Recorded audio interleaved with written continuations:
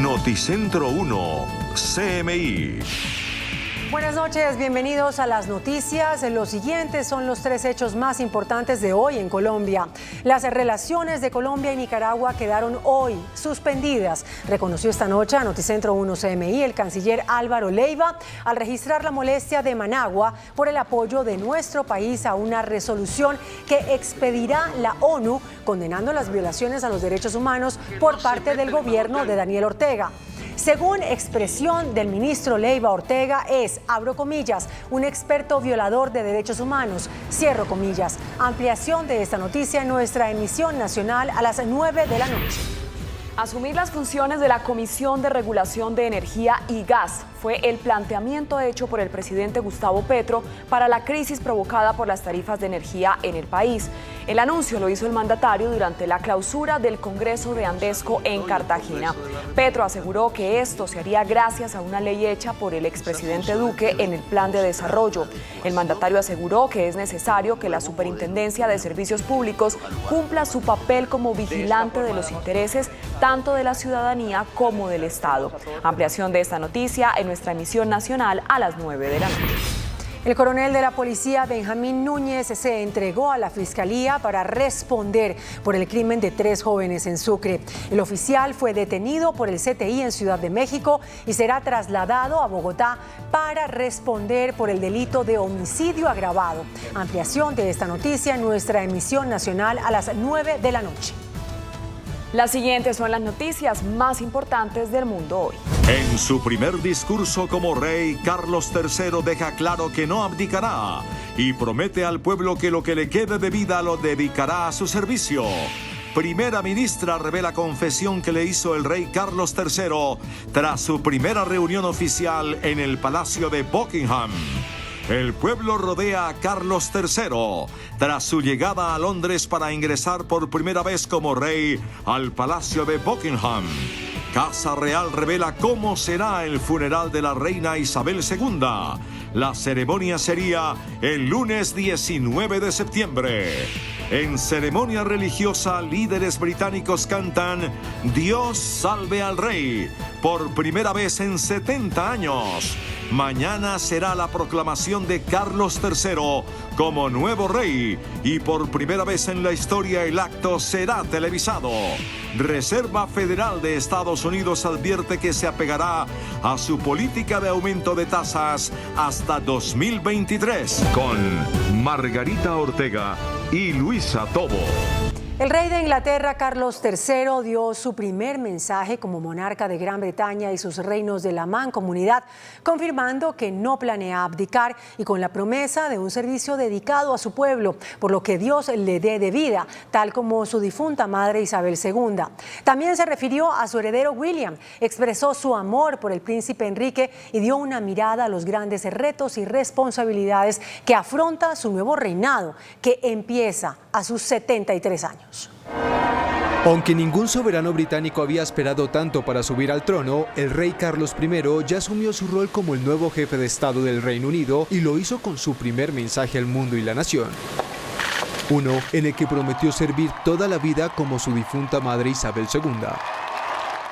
As the Queen herself did with such unswerving devotion, I too now solemnly pledge myself, throughout the remaining time God grants me, to uphold the constitutional principles at the heart of our nation. Carlos III también dio unas sentidas palabras en homenaje a la reina.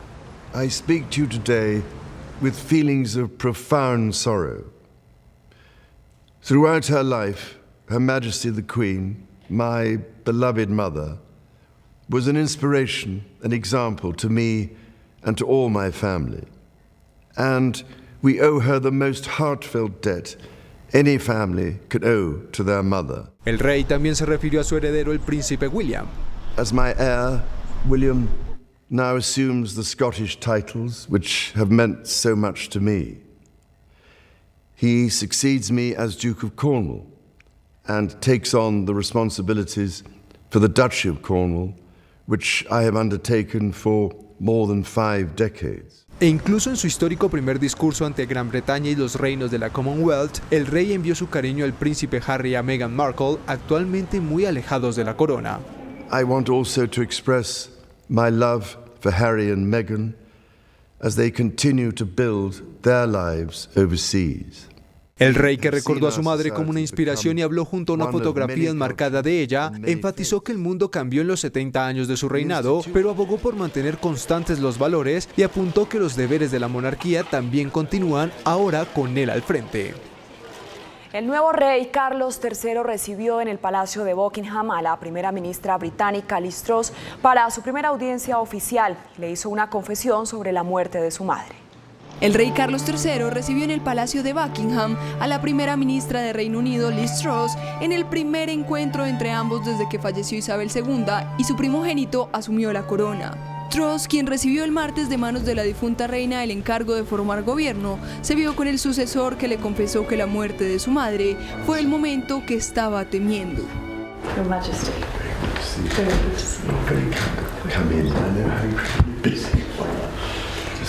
Me too.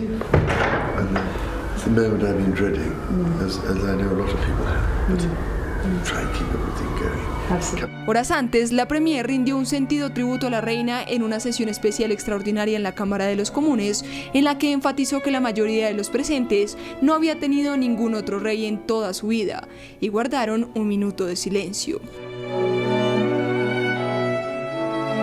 Repitió que la monarca fue la base del país. La nueva premier dijo que la noticia de la muerte de la reina detuvo la vida del siglo XXI. Una multitud recibió al nuevo rey Carlos III a su llegada al Palacio de Buckingham, en Londres, donde se izó por primera vez el estandarte real en su honor. El nuevo monarca dio un largo paseo saludando a la multitud. Empieza una nueva era en la monarquía británica. El rey Carlos III, que tras la muerte de la reina Isabel heredó el trono inmediatamente y sin ceremonia, llegó a Londres, donde el monarca de 73 años fue recibido cálidamente por miles de personas. Carlos III, que llegó al Palacio de Buckingham en una comitiva oficial, se detuvo en la explanada exterior del emblemático edificio para estrechar la mano de muchos presentes entre gritos de "Dios salve al rey". En su primera aparición pública luego del fallecimiento de la reina, Carlos buscó mostrarse cercano a los ciudadanos que pasaron a saludarlo, y desde el palacio se izó por primera vez el estandarte real en su honor. E incluso se rompió el estricto protocolo cuando una mujer fue más allá del apretón de manos y se atrevió a besar al monarca en la mejilla. A su llegada el rey estuvo acompañado de la reina consorte Camila y entre gritos de "Dios salve al rey" y aplausos, entró al Palacio de Buckingham, sede de la monarquía británica. El cuerpo de la reina Isabel II será velado 24 horas en la Catedral de Edimburgo y los ciudadanos podrán acudir a presentar sus respetos. Luego será trasladada a Londres. La corona reveló los detalles del sepelio que está programado para el 19 de septiembre. Gran Bretaña amaneció este viernes en su primer día en más de 70 años sin la reina Isabel II al mando, mientras personas de todo el país y el mundo lloran la muerte de la monarca. A pesar de los fuertes aguaceros, multitudes de dolientes se reunieron frente al Palacio de Buckingham en Londres, el castillo de Balmoral en Escocia, donde se encontraba la reina en el momento de su fallecimiento, y otras residencias reales. Muchos llevaron flores y encendieron velas, algunos luciendo visiblemente conmocionados por la noticia. Uno de los homenajes fue los 96 cañonazos, una por cada año de su vida, disparados simultáneamente desde varios puntos emblemáticos del Reino Unido. En Londres, el ejército disparó la andanada desde Hyde Park y la Torre de Londres, mientras que también hubo cañonazos desde los castillos de Edimburgo, en Escocia, y en Cardiff, Gales, y en otros lugares. Las campanas de iglesias y catedrales sonaron en todo el país en honor a la monarca. Al llegar el mediodía comenzaron a sonar las campanas de la Catedral de San Pablo y la Abadía de Westminster en Londres, como las del Castillo de Windsor y muchas otras del país. El ataúd de la reina Isabel II será llevado a la Catedral Escocesa de St. Giles en Edimburgo en 3 días y allí yacerá durante 24 horas, en la que los ciudadanos podrán acudir a presentar sus respetos. El cuerpo sin vida de la soberana será primero trasladado a la residencia de Holyrood, sede del Parlamento escocés, y de allí será llevada el domingo a la catedral, situada en la Royal Mile de Edimburgo. La catedral oficiará un servicio por la soberana y se espera que sus hijos acudan en los próximos días días a velar el cuerpo de su madre en la conocida como la Vigilia de los Príncipes. El icónico himno británico de Dios salve a la reina cambió oficialmente después de 70 años y a partir de hoy se entonará Dios salve al rey. Mientras el Reino Unido llora a una amada reina, la nación saluda con expectativa al nuevo rey Carlos III.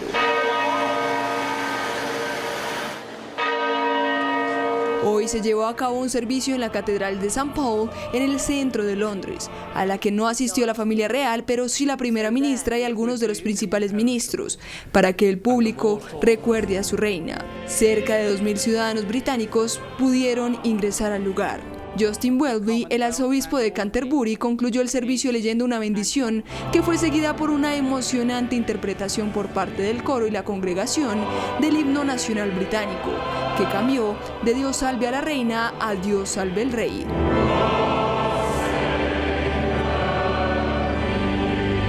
Se trató de la primera interpretación pública oficial de esas palabras tras los 70 años de reinado de la reina Isabel II. Antes, un gaitero interpretó un lamento que recordaba el amor de la reina por Escocia. Carlos III será proclamado rey este sábado por el Consejo de Ascensión. Por primera vez en la historia, parte del proceso será transmitido por televisión. El primogénito y heredero de la reina Isabel II pasó al trono y sin ceremonia tras su muerte. Sin embargo, Carlos III debe ser proclamado como el nuevo monarca por el Consejo de Ascensión, formado por 719 miembros que incluyen políticos, altos cargos de la Iglesia Anglicana y juristas de prestigio. Algo que sucederá mañana cuando el rey haga su declaración, lea y firme un juramento para mantener la seguridad de la Iglesia en Escocia y apruebe las órdenes en el Consejo, que facilitan la continuidad del gobierno. Y esta vez se realizará la primera lectura pública de la proclamación. Aunque la coronación de Carlos III, sin embargo, puede producirse meses después de su ascenso al trono, como sucedió con la de Isabel II, que se llevó a cabo 14 meses después de la muerte del rey Jorge. El mundo rindió diversos homenajes a la reina Isabel II tras su fallecimiento. Continúan los homenajes alrededor del mundo para la reina Isabel II. En Estados Unidos, en las ciudades de Washington y Nueva York, decenas de personas han llegado hasta la Embajada Británica y el Consulado General a dejar flores y cartas personales. En París, Francia, apagaron la iluminación de la Torre Eiffel en honor a la reina Isabel II.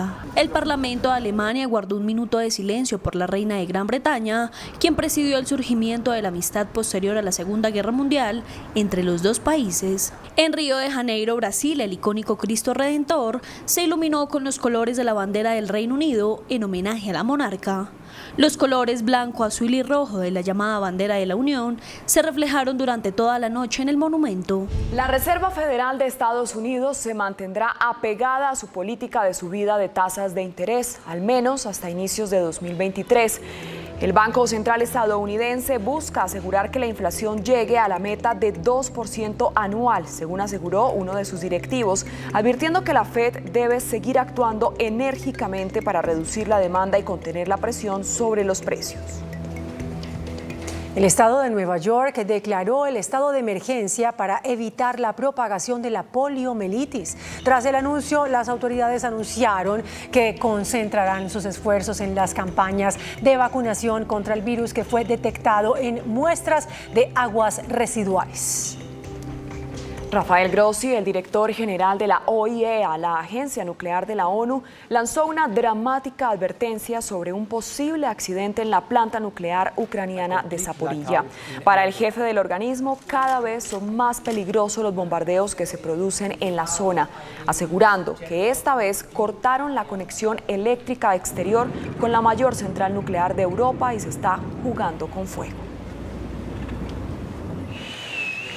Con tecnologías enfocadas en la medición de salud y entrenamiento, una aplicación puede ayudar a mejorar los buenos hábitos de vida, además de crear rutinas de ejercicio según los objetivos y estado físico de cada persona.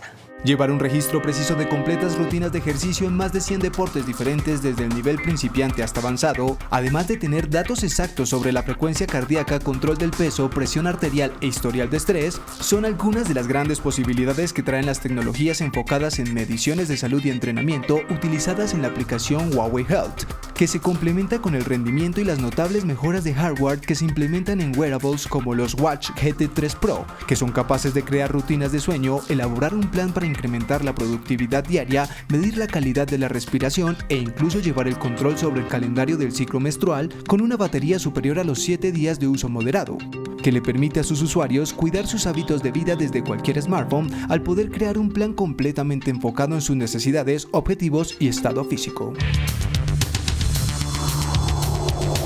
Muy buenas noches. El próximo 22 de septiembre se estrena en las salas de cine Colombia el documental Pavlus sobre la vida del gran Pavlus Gallinazo, nombre artístico que asumió hace muchos años nuestro inolvidable Gonzalo Navas, Pavlus Gallinazo. Este documental estuvo en la selección oficial del Festival de Cine de Cartagena. Hace unos días, conversando con la señora ministra de Cultura, la doctora Patricia Ariza, hablamos aquí en este programa un poco sobre Pavlus Gallinazo con ella. ¿Recuerdan? Dice la flor para mascar: el reloj se ha dañado, pero el hambre despierta. ¿Qué significa? Significa que si paró el tiempo de... Yo no pienso tanto en mí, sino en toda la gente que sufre hambre en este país, de verdad. Es algo muy doloroso. Entonces es un hambre que se escucha, es un hambre que se ve, es un hambre que se oye, y es un hambre también que se canta, que es lo que hace Pavlus, el gran Pavlus, mi amigo Pavlus, lo amo. Pues bien, lo logramos. Nuestro invitado de esta noche, quien está a punto de cumplir 80 años, es Pavlus Gallinazo. Aquí está. Qué alegría verlo, Pavlus querido. Yo, eso sí, las dos cosas te las repito. Querido Yamit, es una felicidad total estar hablando contigo, aunque no te veo. En este momento estoy enfrentado a la pantalla, a las dos pantallas que preparé para esta ocasión. ¿Cómo es la historia del documental que se estrena el 22 de septiembre, Pavlus? Primero, yo no lo quería hacer porque de un tiempo para acá me desaparecí de la escena. Pero la insistencia de el ahora mi amigo Alberto Gómez venció todo, con el agregado de la tenacidad de Dago García, que viene trabajando este tema de la entrevista desde hace más o menos 10 años. Su madre es patria y su madre. Por fin lo estamos haciendo y bueno, uno de los regalos grandes, porque he recibido un homenaje muy, muy bello en Cartagena, es estar aquí contigo y darles las gracias por esa entrevista que me tocó el alma. Yo no sabía cómo, la magia tan grande que tú tienes para tomar un tema trivial, como es una canción, y hacerlo durar y convertirlo en un homenaje en donde nada menos que una ministra de Estado me dice que te amo. Por Dios, yo, ¿quién?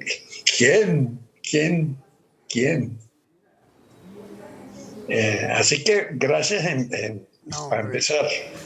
A ver, mira, Pavlus querido, es que con excepción de tu barba blanca, te ves muy bien. Yo estoy bien, siento bien. Naturalmente entré en el declive final que va menos oído, menos velocidad para responder, menos de todo. Así se va entendiendo lo que es la decadencia. Y esta decadencia sí se ve día por día. O sea, no es como antes que uno de un año a otro pues era muy poco lo que descendía. Bueno, esto explica un poco mi reticencia, porque enfrentarse uno a una pregunta que no sabe si la va a poder responder con la debida velocidad que exigen los medios en la actualidad. Pues bueno. Pablo, querido, ¿cómo es la historia de Una flor para mascar? ¿Cómo surgió la canción? Bueno, esto de La flor para mascar, siempre tengo que agradecérsela al promotor principal, que fue Elkin Mesa. ¿Te acuerdas? El periodista tan famosísimo por esa época. Y él estaba casado con una cantante chilena. Mire usted las coincidencias. Una cantante chilena llamada Eliana.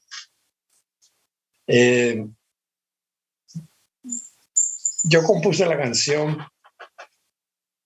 uniendo 3 canciones que tenía listas para finalizar. Con esas 3 canciones se hizo lo principal de la canción, que fue el estribillo. Yo camino y no termino. En realidad es una manera de ver la vida que tiene mucho que ver con la realidad. Uno le da y le da y le da hasta que se muere. Y yo camino y no termino. Y yo camino y no termino. ¿Seré yo así o es que el camino no tiene fin? Esto es verdad. Yo salía a caminar por las veredas de Chía. Yo vivía más o menos en el borde de la ciudad. Y siempre me encontraba a ese mendigo que yo no sé a quién le mendigaba. No, a nadie, por ahí solamente pasaba yo. Y yo en esa época, pues, y en esta también, no estoy como para atender mendigos, estoy más bien mendigando. El reloj se ha dañado, pero el hambre despierta. Son las 6 y en la puerta oigo un hombre gritar: vendo leche sin agua, vendo miel, vendo pan y dinero no hay. ¿Quién es ese hombre? El vendedor de leche. Nosotros, como te dije, vivíamos en el borde de Chía. De mi casa para atrás solo quedaban los verdes campos, los trigales que rodeaban la ciudad. Una cosa idílica. Bueno, estos trigales se fueron agostando con el verano más inclemente que yo haya conocido en la vida. Y eso fue lo que dio motivo a la aparición de La flor para mascar. Eso, y porque yo necesitaba urgentemente un empleo. Necesitaba yo no podía seguir viviendo de ese milagro, esperando siempre que cayera la gota de agua para saciar la sed de mi familia. Y bueno, el hecho es que basado en esa tragedia, que es la búsqueda de trabajo, se compuso La flor para mascar.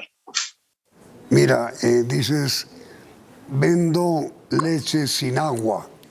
¿Por qué lo afirmas, sin agua? Porque en esa época, como en todas las épocas, a los industriales de la leche se les ocurre que pueden ganar un poquito más agregándole un poquito más de agua al trabajo de la vaca. Vendo miel, vendo pan y dinero no hay. ¿Eras muy pobre? Sí, como siempre. Yo nunca he tenido una bonanza económica. Ahora precisamente con esta película me he dado cuenta de que siguen las circunstancias iguales. Imagínate que Dago García le paga a ciertas personas 80 millones de pesos, de los cuales a mí, después de sus manipulaciones, solamente me llegan 20. Así ha sido toda la vida. Y no puedo decir que haya estado en la miseria, no, pero al borde sí. Y siempre a la espera del trabajo con que sueño, que sea uno. Lo único que pido es que sea bien remunerado, que sea remunerado con justicia. ¿Por qué? Mira, ¿y por qué dices, por eso salgo siempre a caminar en busca de una flor para mascar? ¿Por qué una flor para mascar? Bueno, esta es la historia de ese verano que te digo que fue inclemente. Yo tenía mi hijo mayor, que es ahora, Eneas, estaba de tetero. Y hasta cierto momento el verano nos permitió comprar la leche para darle su tetero, pero de un momento a otro la vaca de chía se rindió y entonces nosotros teníamos un sembrado de perales y las peras se quedaron enjutas, no crecieron. O sea, de flores pasaron a ser flores para mascar en ese verano. Y dices luego, pensando que a la vuelta de la tarde el trabajo que yo sueño ya es verdad. ¿Buscabas trabajo? Sí, lo que fuera. En ese momento yo hubiera sido cualquier cosa que me hubiera garantizado el tetero del día sin ninguna fugia. Especialmente era eso, más que todo una lucha contra el hambre, que es lo mismo que están sufriendo ahora miles y miles de familias, por Dios. Y los gobiernos sucesivamente han declarado que no, que sí hay trabajo, que sí hay mucho. Vayan, se lo cuentan a los niños que se están acostando con hambre. Y recorro el camino, reconozco al mendigo, siento que vive en mí, como el sol sobre el trigo, el sencillo estribillo que una vez le aprendí. ¿Te sentías tú mendigo? Sí. Y pero ante todo era que este mendigo hacía despertar en mí una cosa que me mantuvo vivo, que fue la esperanza. De eso yo creo que vive ese país, esa Colombia oculta, que llaman ahora profunda. La esperanza es el sucedáneo de la leche y de la miel y del pan. Ahora, mira, Pablos, dices al final de la canción, el sencillo estribillo que una vez aprendí. ¿Lo quieres entonar el estribillo? Sí, ahí viene el y yo camino y no termino. ¿Seré yo así o es que el camino no tiene fin? Eso tiene algo de desesperanza, pero también muestra, sin mostrarlo como una evidencia, muestra también la esperanza, ¿no? Muestra la esperanza y la desesperanza. Tengo los pies cansados, la boca está reseca, son las 6 y en la iglesia oigo al cura mandar.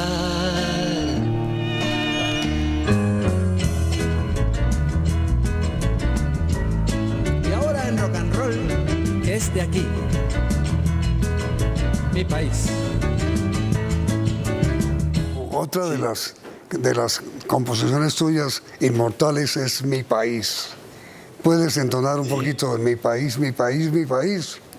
Que me preguntaban cuál era mi país y yo decía, bueno, les voy a dar unas pistas. Ni grande ni chico, en mi país se habla el español, se come maíz y poner a la gente a adivinar. Dice, con base en unas pistas, con un poco de humor, viene la pista 2, que es sobre las señoras. Las señoras de aquí se dividen en dos. Las señoras, y las que no lo son. Las señoras, van a mercar, y las que no lo son, les venden su pan. Así, adivina tú cuál es mi país. Y luego vienen los señores, que se dividen en 3. Los señores, los apenas señores y usted, o sea, yo. Sí, óyeme, recuerdo ahora otra canción tuya que nos gustaba muchísimo, o que nos sigue gustando, La Mula Revolucionaria. Sí. Baja una mula del monte, viene montando Ramón. Mula revolucionaria, baja la revolución. Las rosas que van cortando son amarillas. Las rosas que van cortando son amarillas. Dejan siempre rosas rojas, rosas flor de la guerrilla. Dejan siempre rosas rojas, rosas flor de la guerrilla. Esto es más importante la razón de ser de la canción que la canción misma. Resulta que Che Guevara era asmático, por lo tanto no podía ir a pie a las jornadas que requería el ejercicio de la guerrillería andante. Y llegó el momento en que las fuerzas bolivianas lo cercaron tan efectivamente que ya no le pudieron llegar las medicinas para aliviar el asma ni alimentos. De tal manera que la sacrificada en este momento vino a ser la pobre mula revolucionaria. La mataron, la convirtieron en pastiche, se la comieron, e iba a pasar a la historia sin que nadie le reconociera su heroísmo.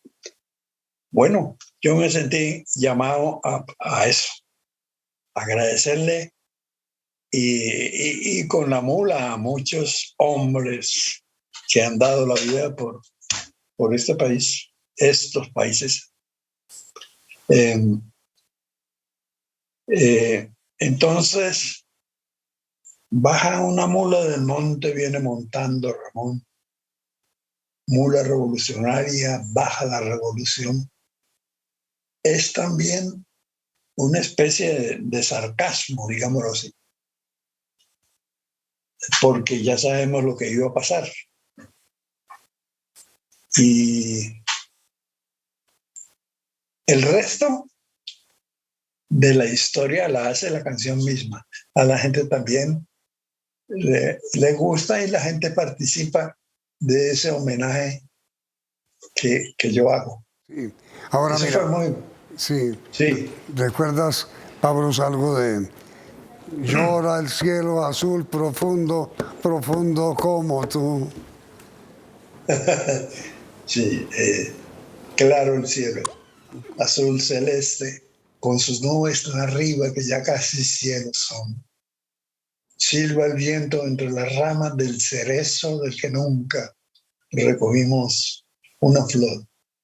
Pero el niño junto al perro me acompaña en su silencio, mientras para los recuerdos de una historia verdadera canto yo. Claro el cielo azul celeste, con sus nubes tan arriba que ya casi cielos son. Verde oscuro el alto abeto, desde donde por las tardes con las manos por canasta recogemos los escasos rayos del avaro sol. Cuando el humo de la hoguera en que hacemos la comida sube gris por la tronera del buitrón. Óyeme, y otra de las canciones que yo recuerdo otros días es la que inmortalizó también Oscar Golden, En la boca de chicle. Sí. Bueno, esa canción se sale de la línea de la canción protesta. Aunque yo también, ahora pensándolo, declarar la belleza también es una manera de protesta. Porque lo más cierto es que no todo es bello en este mundo. Entonces, una canción de esta también es una canción de desesperanza. ¿Qué más quisiera yo que cada uno hubiera probado en la vida, aunque fuera una sola vez, eso que yo probé cuando compuse esa canción? Tus manitas de chica de Los Ángeles, con tu cuerpo sembrado de trigales, las pequeñas mentiras que tú dices, con tu boca de chicle. ¿Y quién era la dueña de la boca de chicle? Era Rosita Uribe. O sea, yo he tenido dos grandes amores, que son Rosita Uribe y ahora Tita Pulido, que es mi guía, mi luz, mi todo. Ahora, mira, Pablo, mi pregunta final, agradeciéndote mucho este espacio tan agradable, esta conversación. Ojalá pueda verte pronto y abrazarte. Ojalá, sí, yo también. Tú fundaste, e hicimos parte de eso hace muchísimos años, el nadaísmo, en el año 58, 59. ¿Por qué fundaste el nadaísmo con Gonzalo Arango? Yo ahí fue una especie de paracaidista. Pues el paracaídas fue una novela que yo acababa de escribir, que se llamaba El caso de la bañera verde. Eso se puede resumir que es la historia de un escritor que para escribir su novela mata a su mujer y la cuenta,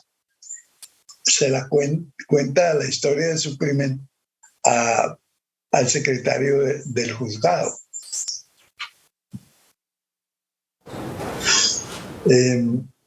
Entonces entro, me gano el premio Nadaísmo de novela y entro por mis propios pies al nadaísmo, en donde mi propósito inicial fue hacerme comandante de esta manada de monjes, el monje loco, el monje luno, la monja, que me parecía de migrante, como si los escritores de este tiempo llamándose monjecitos. No.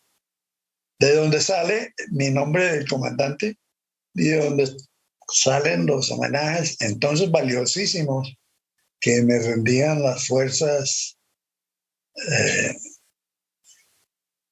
antagonistas de la época, las antiguas FARC, cuando las FARC eran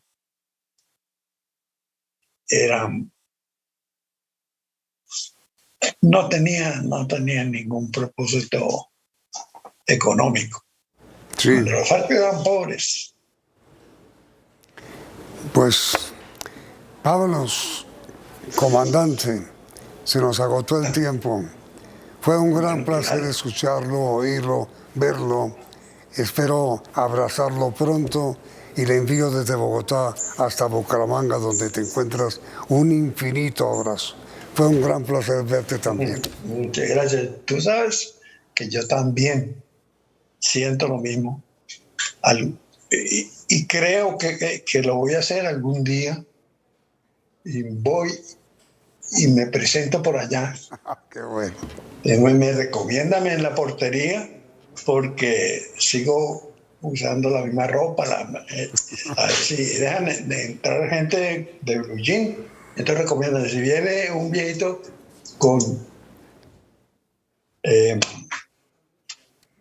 preguntando por el maestro Yamit, dígale que lo dejen pasar. Bueno, aquí lo espero y si no, le caigo yo primero.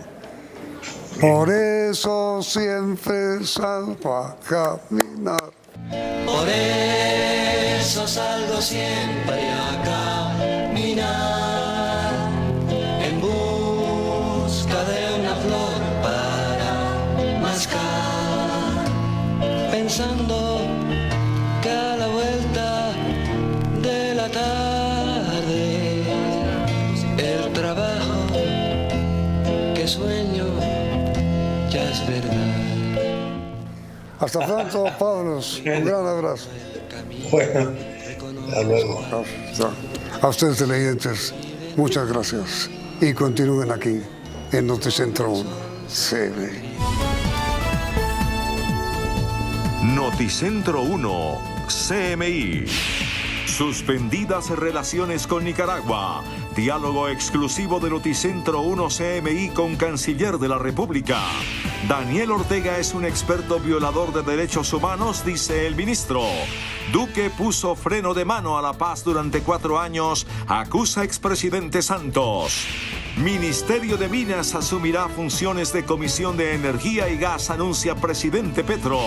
Empresas generadoras de energía rechazan y cuestionan anuncio del presidente. El Guavio en riesgo. Tiene 2 turbinas paralizadas y apagarán otras 2 la semana próxima. Protesta general de pobladores por pésimo estado de las vías. Desórdenes esta noche por conmemoración de 2 años de muertes del 9 y 10 de septiembre en Bogotá. Frontera con Venezuela será reabierta el 26 de septiembre. Celebración en Cúcuta. Se entrega en México el coronel Núñez, acusado de asesinato de 3 jóvenes en Sucre. Lo trasladarán a Bogotá. Ordena la evacuación inmediata de 2 edificaciones en Medellín.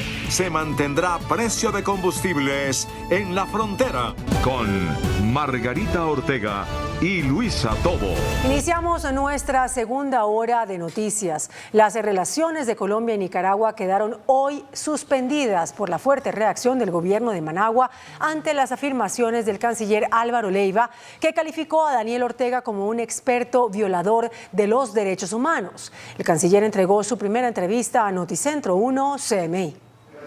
En declaraciones a Noticentro 1 CMI, el canciller Álvaro Leiva reveló hoy que fracasaron los esfuerzos que Colombia venía realizando con el Papa Francisco y con otros países para conseguir la libertad de los presos políticos del régimen nicaragüense, porque según él, Daniel Ortega se hizo el sordo. Hice lo posible, lo hizo el Santo Padre, el Papa, pero allá oídos sordos, no tienen la noción de lo que es el respeto a la vida y el respeto a los derechos humanos y a la libertad. El canciller no duda en calificar a Ortega de violador de los derechos humanos. Es que es un experto en violar los derechos humanos. Por eso la intención era llamarle la atención y decirle, hombre, sandinista. Uno no puede ser sandinista pisando a Sandino, es así de sencillo. Ante la decisión de Nicaragua de retirarle el beneplácito al embajador designado por el presidente Petro, Noticentro 1 CMI le preguntó al canciller si entonces las relaciones con Managua están rotas. Pues por lo pronto parece que están suspendidas, amanecerá y veremos. Colombia firmará con otros 53 países en Ginebra una declaración de la Oficina de Derechos Humanos de la ONU condenando a Nicaragua. Son muchísimos países y obviamente después de haber intentado una misión humanitaria y no obtener ningún resultado, pues obviamente que hay que estar allí. El canciller confirmó que la semana entrante viajará a Washington en compañía de sus colegas de Defensa y Justicia para iniciar diálogos con altos funcionarios del gobierno Biden sobre extradición, narcotráfico y atención de migrantes irregulares. Todo está por definirse, claro que sí, estatuto de protección para todos los migrantes,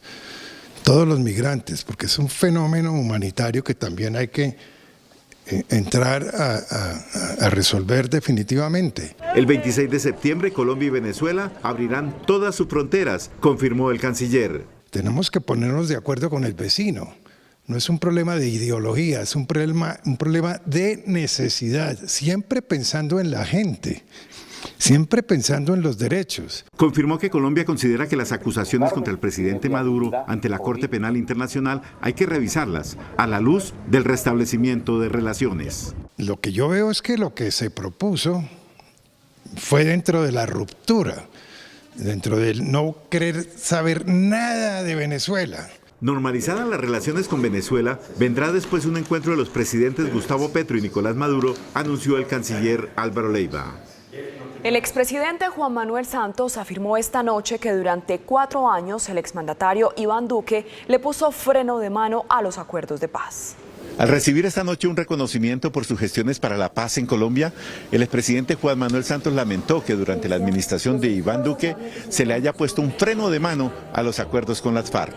La presión de la comunidad internacional para que se implementara el proceso, para que no se detuviera, fue fundamental.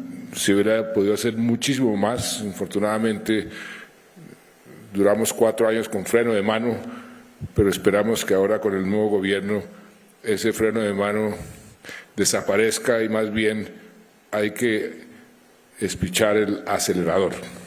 El expresidente Santos también afirmó que su sucesor, Iván Duque, ni siquiera tuvo la gentileza de inaugurar un monumento que se hizo en Naciones Unidas con las armas y las balas que entregaron los integrantes de las FARC.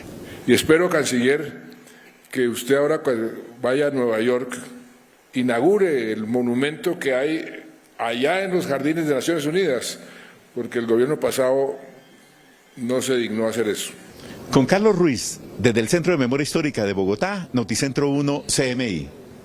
El presidente Gustavo Petro anunció que el Ministerio de Minas asumiría las funciones de la Comisión de Regulación de Energía y Gas. Esto para buscar una solución a las altas tarifas de energía. Asumir las funciones de la Comisión de Regulación de Energía y Gas fue el planteamiento hecho por el presidente Gustavo Petro para la crisis provocada por las tarifas de energía en el país durante la clausura del Congreso de Andesco. Tenemos un artículo de una ley hecha por Duque, su plan de desarrollo. Él la pensó para él, obviamente para él no, sino para su gobierno. Nos permite asumir las funciones de la CREC.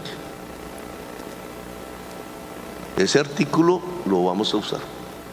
Tenemos primero un espacio de diálogo, pero Duque nos habilitó y el Congreso de la República para asumir las funciones de la CREC.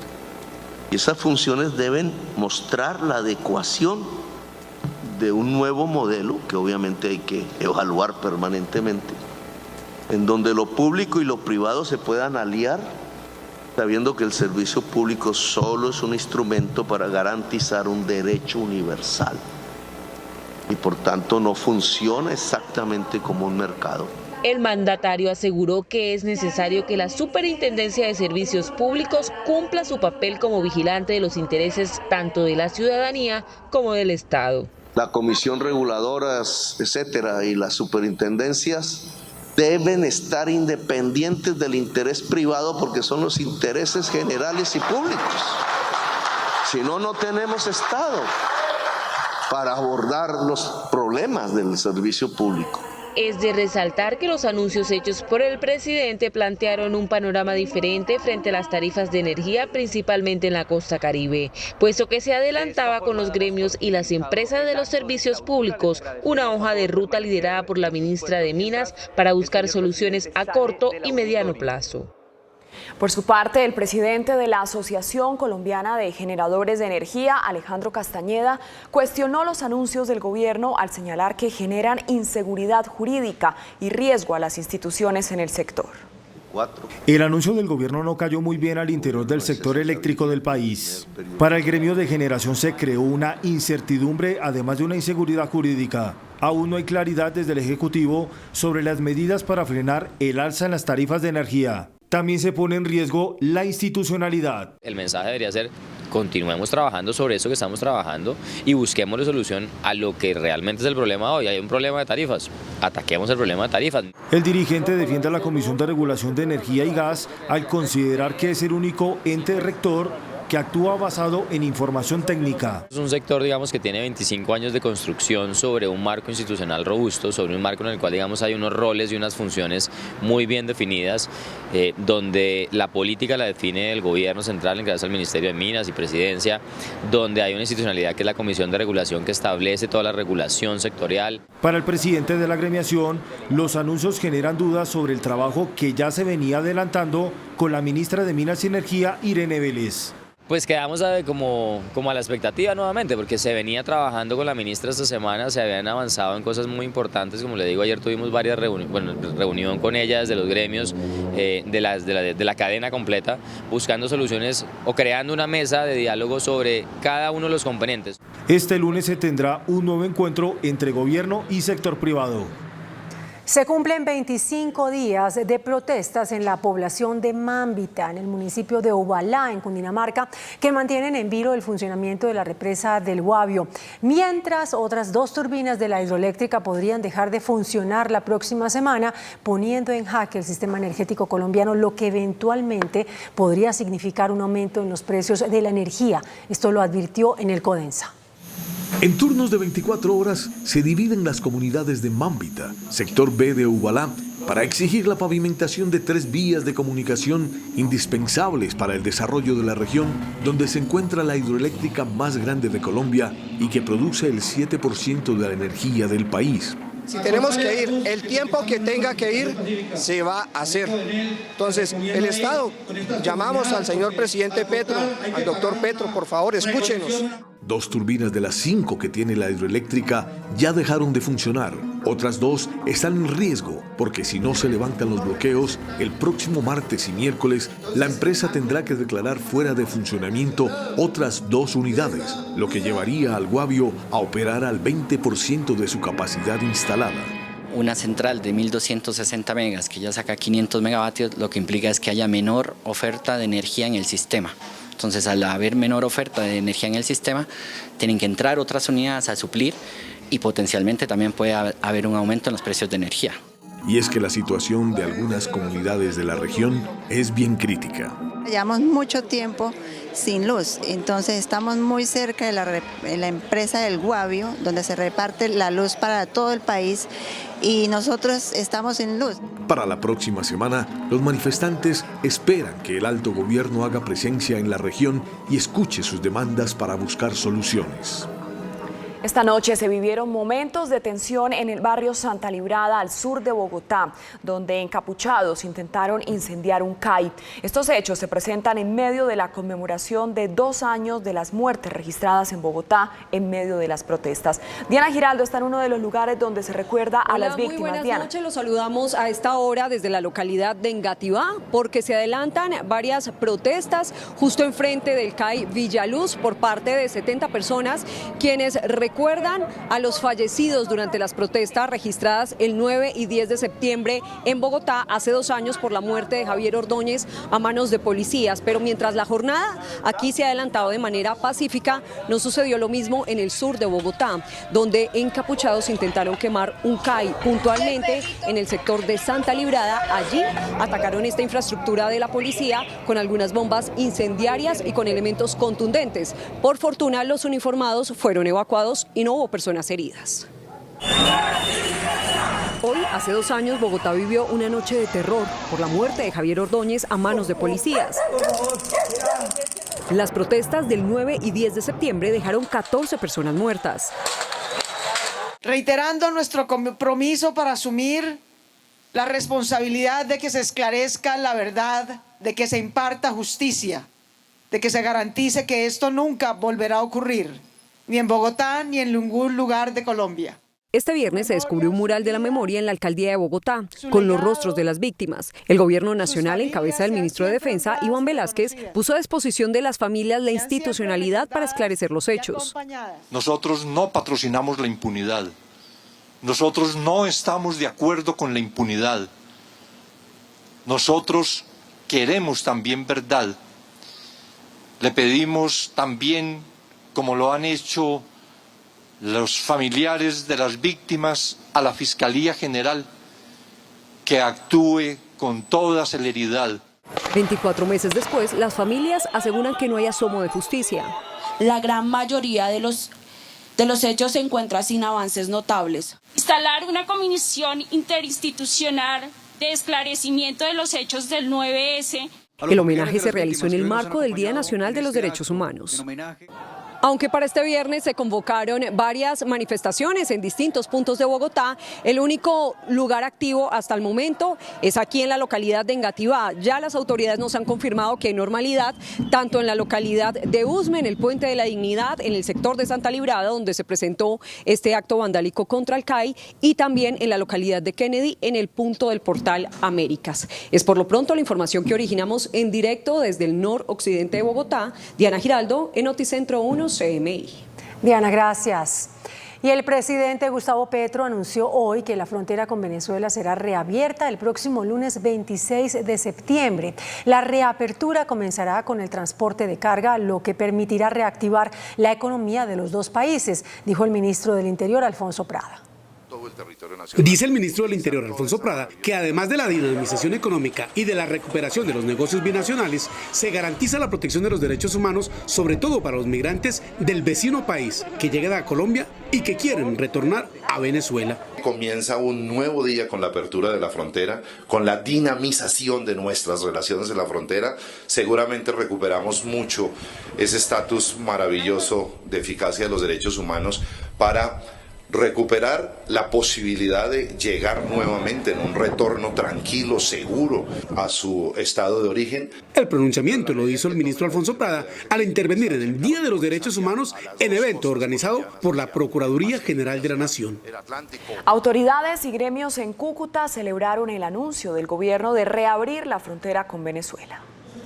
La reapertura de la frontera con Venezuela será como se había anunciado, en forma gradual. El primer paso ya se dio, como fue la reanudación de las relaciones diplomáticas. Hoy, los dos mandatarios, Nicolás Maduro y Gustavo Petro, anunciaron el segundo paso, el intercambio comercial entre ambos países por los puentes Simón Bolívar y Francisco de Paula Santander. Además, volverán los vuelos Caracas-Bogotá. Hace 7 años, el intercambio comercial con el vecino país le dejaba a Colombia $7.000 millones. Los transportadores nacionales están preparados para este 26 de septiembre volver a sus labores de exportación. Es solamente definir puente, reunión de autoridades, y el 26 creería yo que estamos pasando las primeras tractomulas por Norte de Santander. Norte de Santander pide que los vuelos entre Venezuela y Colombia tengan también como destino a Cúcuta. Se está trabajando precisamente para que esa relación sea directa desde Norte de Santander con el país vecino, para que esas relaciones históricas puedan volver a su estado natural. Esta reapertura generaría 120.000 empleos y todo lo que viene en materia de turismo, hoteles, estaciones de servicio y la zona franca de Cúcuta. En las próximas horas llegará a Bogotá, acompañado por el CTI de la Fiscalía desde México, el coronel de la policía Benjamín Núñez, quien se entregó a la justicia en México y fue detenido por el homicidio de 3 jóvenes en Sucre. El oficial decidió entregarse en Ciudad de México tras comunicarle a la Fiscalía su disposición para responder por el homicidio de 3 jóvenes. Decidió no entregarse en Bogotá ante las supuestas amenazas que denunciaron sus abogados, quienes aseguraron que el Clan del Golfo estaba ofreciendo una alta suma de dinero por su cabeza. ha recibido amenazas contra su vida, su integridad física y personal, al igual que su familia. Ya son 11 uniformados vinculados por los delitos de homicidio agravado, tortura, ocultamiento y retención ilegal por su participación en la muerte de Jesús David Díaz, Carlos Alberto Ibáñez y José Carlos Arévalo, quienes fueron asesinados el pasado 26 de julio en el municipio de Chocho, en Sucre, tras ser presentados como presuntos integrantes del Clan del Golfo. Dos de los uniformados que participaron en la operación ya están colaborando con la Fiscalía y aseguraron que el coronel Núñez fue quien le disparó a quemarropa a los jóvenes. Asimismo, la Fiscalía tiene varios videos en los que quedó registro del traslado de los jóvenes a una carretera apartada, donde según los testigos el coronel les disparó a los jóvenes. Todos los videos, las fotos y todo lo involucran, aparte de las confesiones que hicieron sus compañeros, sus subalternos. ¿Por qué? Eso es lo que yo quiero que él explique, el por qué tomó esa decisión de asesinarlo sin ninguna justificación. El coronel Núñez será trasladado a Bogotá para su judicialización por el delito de homicidio agravado. El Tribunal de Bogotá condenó a 8 años de prisión al exfiscal de la Justicia Especial de Paz, Julián Bermeo. El exfuncionario fue condenado por el delito de cohecho, por recibir $40.000 para favorecer al exjefe guerrillero Jesús Santrich y entorpecer su proceso de extradición.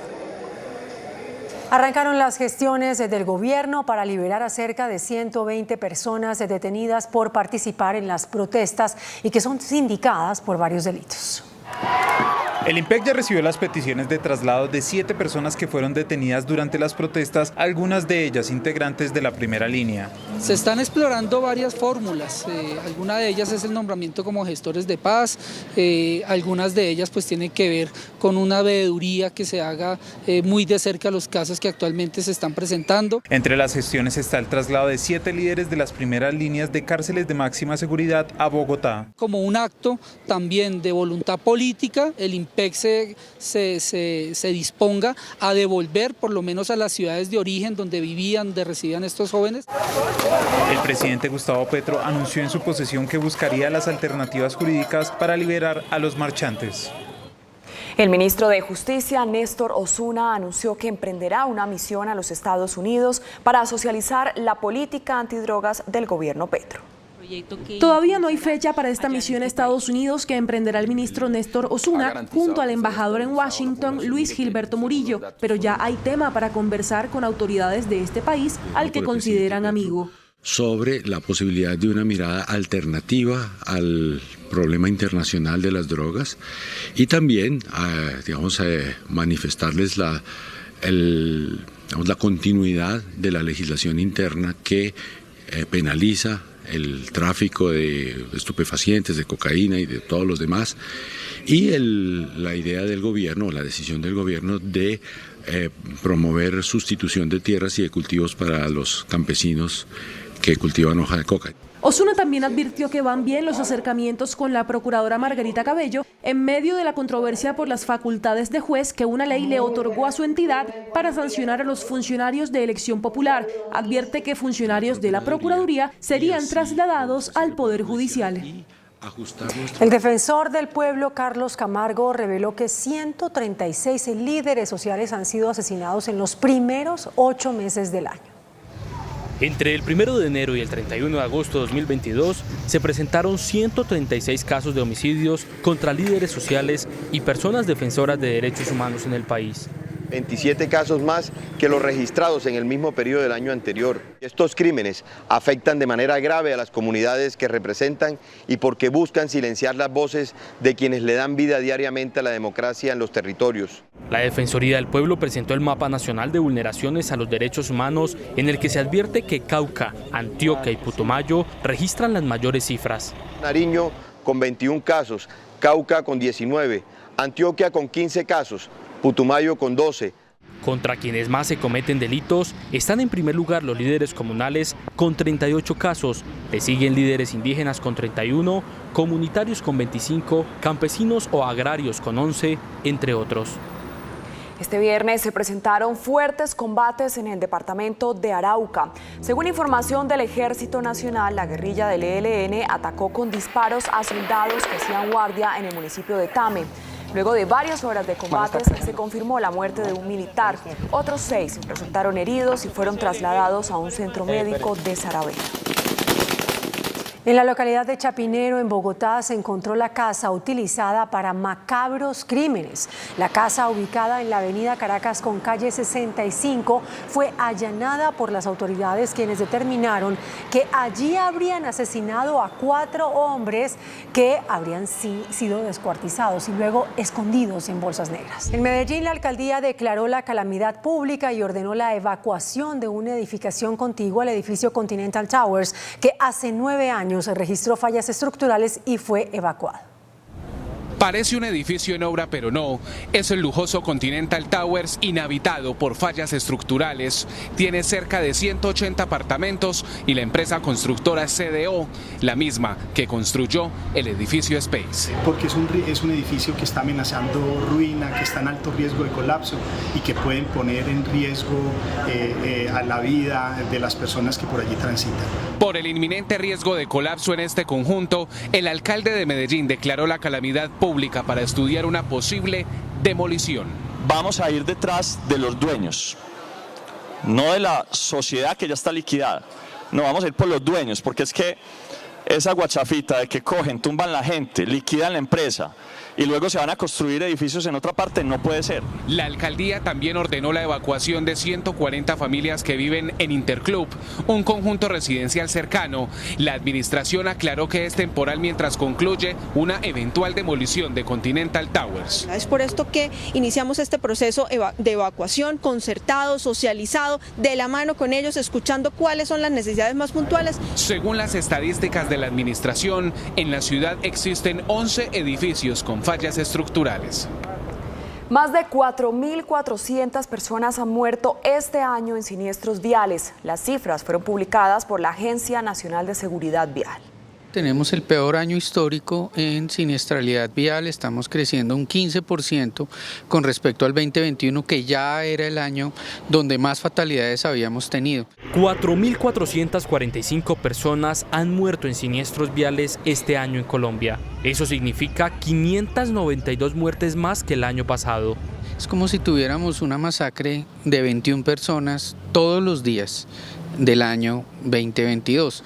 En algunas regiones del país se concentra el aumento desmesurado de esta problemática. Vemos casos difíciles como el caso de Antioquia con un crecimiento del 18%, Bogotá que está creciendo 26% con respecto al año pasado y Nariño que creció 60%.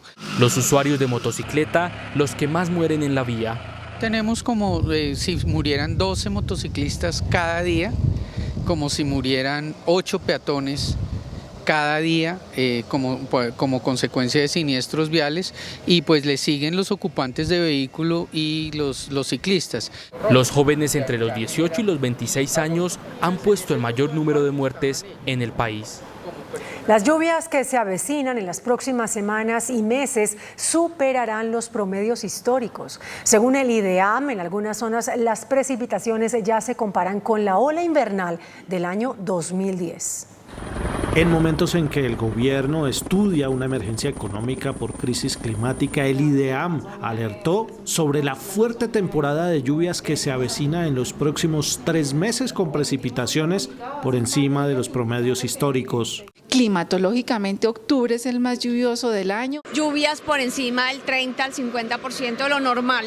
Por lo tanto, sí hay gran acumulación de agua y sí tenemos una generación de riesgos importantes. La directora del IDEAM compara este fenómeno de la Niña con la ola invernal del año 2010. Tenemos algunos puntos donde ya superamos niveles del año 2010 y 2011 en niveles y en caudales. ¿En qué regiones especialmente ya se han superado? La cuenca baja del río Magdalena, tenemos algunos sectores también del río Cauca, y la Mojana también está con valores significativos de niveles altos comparados con el año 2010 y 2011.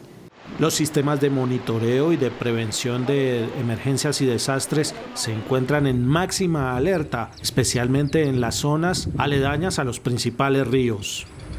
Los gobernadores apoyaron la idea del presidente Gustavo Petro de declarar la emergencia económica para enfrentar la ola invernal que vive el país. El respaldo a la emergencia económica pensada por el presidente Petro lo dan los gobernadores porque dicen que en sus departamentos no hay suficiente músculo financiero para atender las emergencias generadas por el invierno. Apoyamos porque ya es inminente. Pues las lluvias es lo que ha venido pronosticando el IDEAM, y en la medida que llueva mucho en el interior del país, eso eleva el nivel del río Magdalena, eleva el nivel del canal del dique y por supuesto eleva el nivel del embalse del Guájaro, produciendo un alto riesgo de inundación. El suelo está saturado, parece que las montañas se derritieran, tenemos inundaciones, movimientos en masa. Entonces es una situación que desborda la capacidad de los municipios y la capacidad del departamento y requiere sin ningún lugar a dudas el apoyo presupuestal del gobierno nacional. Y en el Congreso el presidente de la Cámara dice que la emergencia económica no riñe con el trámite de la reforma tributaria. La reforma tributaria da justamente para pensarnos un recaudo sostenible que nos permita hacer una buena política social. No son cosas contradictorias, sino más bien complementarias. El presidente Gustavo Petro se está llenando de argumentos para ver si declara o no la emergencia económica. Las comunidades aledañas a ríos y zonas de peligro serán reubicadas, pero no de forma generalizada, advirtió el director de la Unidad Nacional para la Gestión del Riesgo, Javier Pava. Javier Pava Sánchez es el director de la Unidad Nacional de Gestión de Riesgo de Desastres y encargado de la dirección del Fondo de Adaptación. Tiene la misión de prever, corregir y atender que las comunidades no sean afectadas por el fuerte invierno y demás desastres naturales que ocurran en el país. Explica cómo será el traslado de las comunidades afectadas por el invierno. Las reubicaciones vamos a tener que verlas en aquellas zonas de riesgo, digamos, donde efectivamente van a continuar en riesgo frente a futuros eventos y demás, y entonces esas poblaciones tenemos que pensar en su traslado. No las reubicaciones convencionales que hemos estado acostumbrados. Aquí son reubicaciones que tienen que ver con mejorar las condiciones del traslado de las familias, no a reubicaciones a viviendas pequeñas como se ha sido tradicionalmente, como se han manejado los reasentamientos. Dice el director de la Gestión de Riesgo que su entidad está trabajando junto con los mandatarios de la costa caribe para definir qué se hace con el canal del dique y las obras que están atrasadas y son necesarias. Una auditoría de la Contraloría reveló una presunta pérdida de 68.000 millones de pesos en el Fondo Único de las TIC-FUTIC. La mayoría de los recursos se habrían malversado en diplomados. En una de las últimas auditorías practicadas por la Contraloría al Fondo Único TIC, adscrito al Ministerio de las Tecnologías, el organismo encontró que al menos 58.000 millones de pesos se habrían malversado en 2021 en el programa Misión TIC 2022, creado para la formación de programadores. La Contraloría cuestiona que se haya contratado a 10 universidades públicas y privadas para que los beneficiarios del programa terminaran recibiendo certificaciones de diplomados, pues los diplomados no responden a la necesidad de la contratación, que era la de formar académicamente en programación. Como quiera que los diplomados son educación informal, la Contraloría advierte que el FUTIC contrató en la vigencia 2021 educación informal, dejando a 20.000 ciudadanos colombianos beneficiados del programa Misión TIC 2022 sin título académico y certificación correspondiente ETDH o educación superior, que les acredite para vincularse a la vida laboral formal. La Organización Mundial de la Salud reconoció el trabajo de investigación y desarrollo de un producto hecho por un médico colombiano que, según los estudios realizados, es efectivo para neutralizar los gérmenes que producen el COVID-19. El compuesto de limoneno, un desengrasante natural derivado de la cáscara de los limones y las naranjas, logró ser bioencapsulado por el doctor Enrique Haddad para potencializar su efecto y de esta manera conseguir una efectividad en su descubrimiento del 99% contra la COVID-19. Es una barrera protectora, es preventivo, no es un medicamento, no es curativo. Sintrus es un producto que llega a la boca a bajar la carga viral o a permanecer en tu boca hasta por 5 horas por estudios de sustantividad. Este adelanto científico reduce la carga viral en un 99% en la boca, garganta y saliva, creando una barrera química que impide que los gérmenes y bacterias del COVID puedan afectar el tracto respiratorio y los pulmones. El primer bioenjuague que protege en un 99% en virus y bacterias. Ya se está produciendo en Argentina, México, España y ahora en Colombia. En el occidente de Bogotá, muy cerca al aeropuerto El Dorado, una escolta disparó su arma de dotación en contra de un conductor de una plataforma de transporte, causándole la muerte. Como Juan Manuel Torres fue identificado el hombre de 35 años, conductor de una plataforma, quien murió tras recibir un disparo por parte de una escolta en la calle 26 con carrera 102. Estaban tomando tinto, no sé por qué empezó la discusión. La única verdad es que el señor tomó la decisión de sacar su arma y matarlo. Un acto de intolerancia sería lo que desató el ataque. Hay que pensar en las consecuencias. Deja una familia sin padre y ya es duro, es difícil. El escolta involucrado fue detenido por las autoridades. El rey de Inglaterra, Carlos III, dio su primer mensaje como monarca del Reino Unido. El nuevo rey recibió en el Palacio de Buckingham a la primera ministra británica Liz Truss para su primera audiencia oficial. Las noticias del mundo en Noticentro 1 CMI. El rey Carlos III ya asumió su rol como el nuevo jefe de Estado del Reino Unido y lo hizo con su primer mensaje al mundo y la nación. As the Queen herself did with such unswerving devotion, I too now solemnly pledge myself, throughout the remaining time God grants me, to uphold the constitutional principles at the heart of our nation. El rey Carlos III se reunió con la primera ministra del Reino Unido, Liz Truss. El monarca la recibió en el Palacio de Buckingham, en la que fue la primera audiencia privada entre ambos. Luego de un primer apretón de manos, el rey prometió no robarle demasiado tiempo, lo cual cumplió, pues el encuentro solo duró una media hora. Uno de los homenajes a la reina Isabel II fueron los 96 cañonazos, uno por cada año de su vida, disparados simultáneamente desde varios puntos emblemáticos del Reino Unido. El ataúd de la soberana será llevado a la Catedral Escocesa de St. Giles, en Edimburgo, en 3 días y allí yacerá durante 24 horas, en las que los ciudadanos podrán acudir a presentar sus respetos. El embajador de Gran Bretaña en Colombia, George Hodgson, resaltó la figura emblemática de la reina Isabel II y habilitó un libro de condolencias por la muerte de la monarca en la sede diplomática. Con un sentido mensaje, George Hodgson, el embajador del Reino Unido en Colombia, despidió a la reina Isabel II. Su Majestad fue una figura icónica y emblemática, reconocida por su fuerza, resistencia y sobre todo por su profundo sentido del deber. Como parte de los honores a la reina, en la residencia británica se abrió un libro de condolencias para miembros del gobierno, diplomáticos y dignatarios. Agradecemos al canciller Álvaro Leiva por ser la primera persona en firmar este libro. A la Embajada del Reino Unido llegaron muestras florales, además la bandera continúa a media asta como señal de duelo. El 40% de los colombianos está en condiciones de pobreza. Así lo revela un documento del Instituto de Estudios para el Desarrollo y la Paz, conocido por Noticentro 1 CMI. Además, la violencia sigue dejando las peores cifras. En el Día Nacional de los Derechos Humanos, Noticentro 1 CMI conoció un informe del Instituto de Estudios para el Desarrollo y la Paz, INDEPAZ. Preocupa el aumento en la pobreza del país. Tenemos una situación de pobreza, el 40% de la población en pobreza y 15% en pobreza extrema, estas de las cifras más altas del continente. También hay aumento en el desplazamiento forzado y en el confinamiento. Desplazamiento forzado, 75.000 personas con confinados también, y persisten los asesinatos de líderes. En 2022, las masacres también han aumentado. La persistencia de violencias en Colombia tiene cifras escabrosas como las masacres, 75 masacres este año, creciendo con respecto al año pasado. INDEPAZ asegura que para disminuir estos índices es necesario una colaboración por parte de los grupos armados. El presidente de Finagro, Adolfo Cáceres, anunció recursos por 10 billones de pesos para la financiación del agrocolombiano.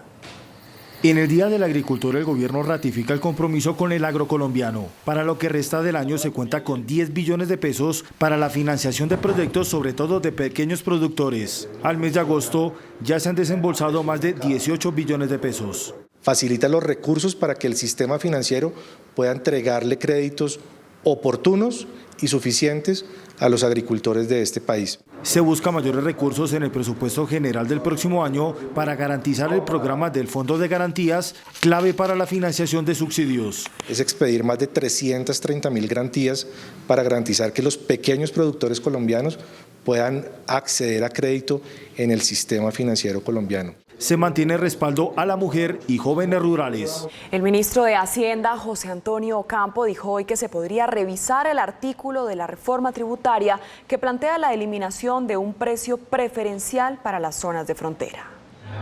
La socialización de la reforma tributaria del gobierno Petro tuvo como escenario la gobernación de Norte de Santander. Los gremios y congresistas de la región le expusieron al ministro de Hacienda, José Antonio Ocampo, y al director de la DIAN, Luis Carlos Reyes, los pros y contras para una zona fronteriza golpeada económicamente por distintos factores, entre ellos el cierre de la frontera desde hace 7 años. La discusión se centró en la gasolina a precio fronterizo que se distribuye en todo el departamento. El ministro no garantizó enfáticamente este beneficio.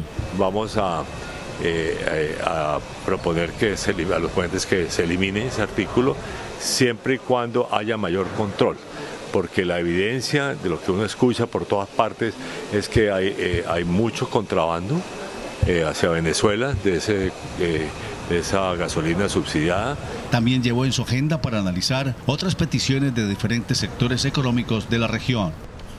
El nuevo superintendente de subsidio familiar, Luis Guillermo Pérez, anunció medidas para combatir la politiquería y la corrupción que se ha detectado en algunas cajas de compensación familiar. El nuevo superintendente de subsidio familiar dijo que la entidad va a emprender un nuevo plan de lucha contra la corrupción que frene el desvío de recursos de las cajas de compensación. El reto es eliminar la corrupción y la politiquería que ha perturbado el normal funcionamiento de algunas de estas cajas. El funcionario ya tiene identificadas algunas de estas prácticas ilícitas en las cajas. Denuncias muy graves, ¿no? En relación, por ejemplo, con que se pagan subsidios a trabajadores fallecidos.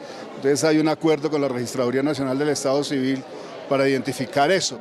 Hay 43 cajas de compensación familiar con 10 millones de afiliados, 21 millones de beneficiarios y el sistema reporta ingresos por 21 billones de pesos al año. El Consejo de Estado le dio una última oportunidad a una demanda con la que se pretende tumbar una millonaria multa impuesta a Hidroituango.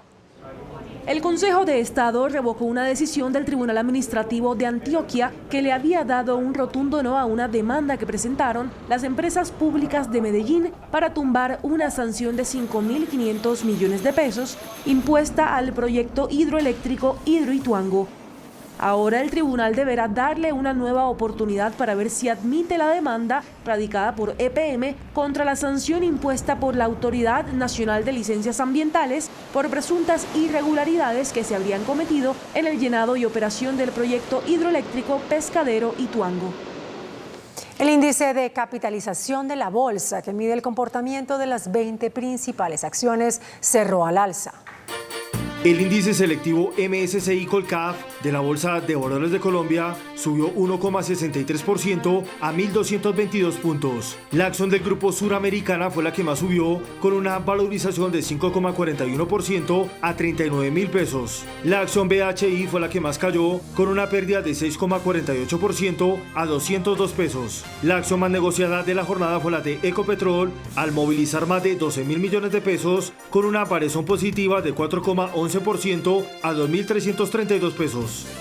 El dólar cerró a la baja. Indicadores económicos en Noticentro 1 CMI. La tasa representativa del mercado que regirá hasta el próximo lunes será de 4.365 pesos con 32 centavos. Los profesionales del cambio compran la divisa en promedio en 4.150 pesos y la venden en 4.250 pesos. Un euro cuesta 4.372 pesos. La libra de café en Nueva York se cotizó a $2 con 31 centavos. El azúcar se transó en 18,23 centavos de dólar la libra. El barril de petróleo WTI se cotizó en $86 con 10 centavos. La referencia Brent para Colombia se cotizó en $92 con 32 centavos. Una acción de Ecopetrol cuesta 2.332 pesos.